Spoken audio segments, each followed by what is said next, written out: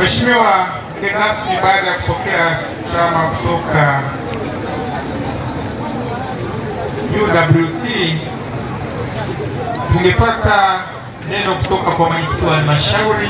Kwa hiyo nilikuwa naomba Mheshimiwa diwani wa kata ya Nyakafulu basi atoe salamu za Mheshimiwa mwenyekiti wa halmashauri.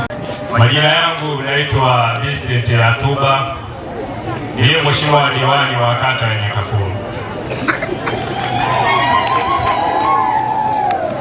Ndugu zangu, leo tunaadhimisha siku ya wanawake duniani.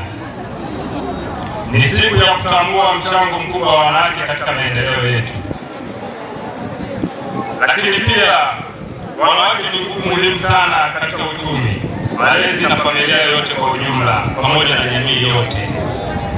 Ndugu zangu, kama diwani wenu na kama kiongozi wenu, ninawaomba kitu kimoja tu, niwapongeze sana wanawake wote kwa juhudi na mchango mkubwa.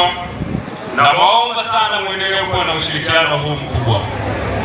Mnazidi kuendelea kutuheshimisha sasa hata sisi vijana wenu, lakini bado mnazidi kuendelea kutupa mchango mkubwa hasa katika jamii yetu inayoendelea kutuzunguka katika maeneo yetu.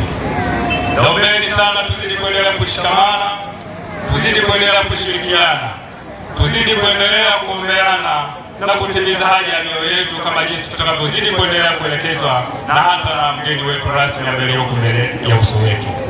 Tuzidi sana kuendelea kuombeana ndugu zangu, tuzidi sana kuendelea kuhamasishana hata katika shughuli zote za maendeleo.